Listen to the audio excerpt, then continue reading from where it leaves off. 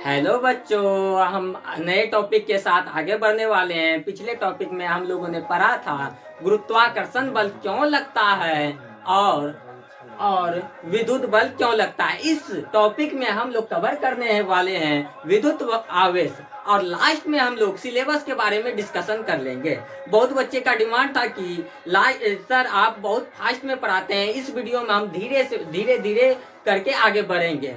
पिछले पिछले टॉपिक में हम लोग पढ़ चुके थे गुरुत्वाकर्षण बल इलेक्ट्रॉन और प्रोटॉन में मौजूद मास के कारण उत्पन्न होती है, जबकि इलेक्ट्रॉन और प्रोटॉन में मौजूद आवेश के कारण विद्युत बल लगता है।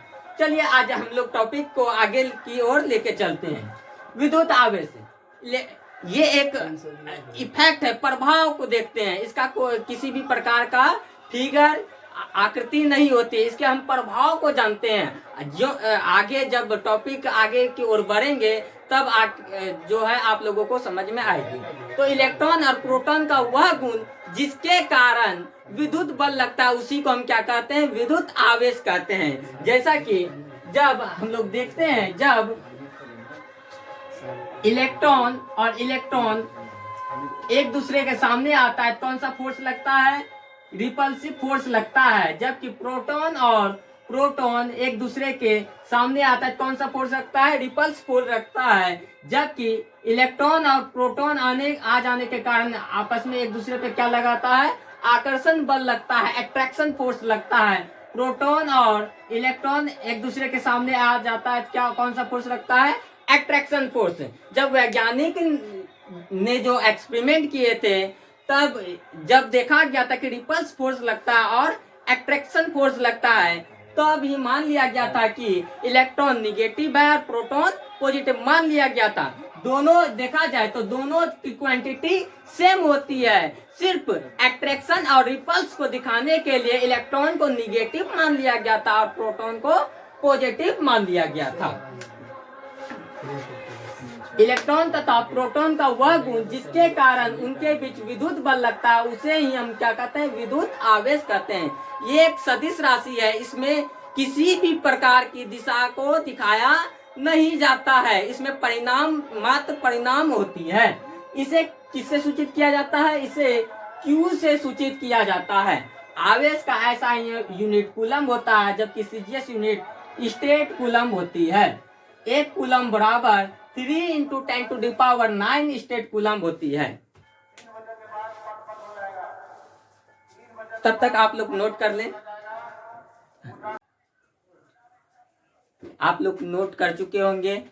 चलिए अब हम उसके गुण के बारे में देखते हैं, विद्युत आवेश के गुण के बारे में। देखिए, किसी भी पिंड पे जो आवेश होती है वो चाहे विराम हो या गति हो उसके कारण प्रभावित नहीं होती है, हर हमेशा नियत होती है। चाहे स्पीड या उसकी गति ज्यादा क्यों ही ना हो, हर हमेशा क्या होगी, उसकी आवेश की मात्रा सेम होगी, ना ही घटेगी ना ही बढ़ेगी। जबकि दूसरा गुण है विद्युत आवेश हमेशा क्या होता है, जुटता है। विद्युत आवेश हमेशा क्या होता है, जुटता है। जैसे किसी पिंड पे इलेक्ट्रॉन जो है -5 है और किसी पिंड पे इलेक्ट्रॉन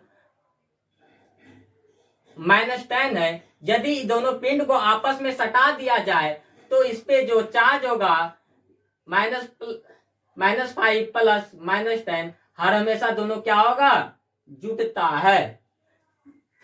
तो हम बात करेंगे अब सिलेबस के बारे में, क्लास 12 के फिजिक्स सब्जेक्ट के बारे में। लगभग इसमें जो है हम लोग 5 सिलेबस को देखने वाले हैं।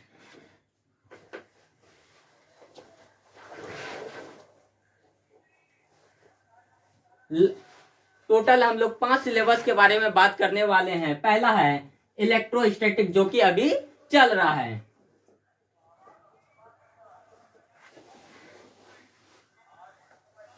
पहला है इलेक्ट्रोस्टैटिक, सेकंड है ऑप्टिक्स जिसे हम लोग लाइट भी कहते हैं, थर्ड है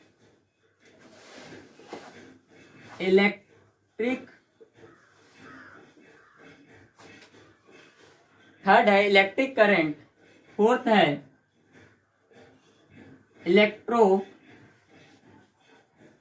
मैग्नेटिक एंड लास्ट फिफ्थ है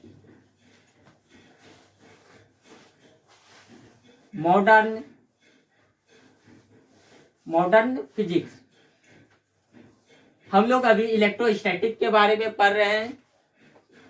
हमारे द्वारा पढ़ाए गए जो भी टॉपिक है पिछले वाला टॉपिक, आप उनको पहले एक बार देख ले, तब आगे बढ़ेंगे, तब जाके आपको पूरा समझ में आएगा।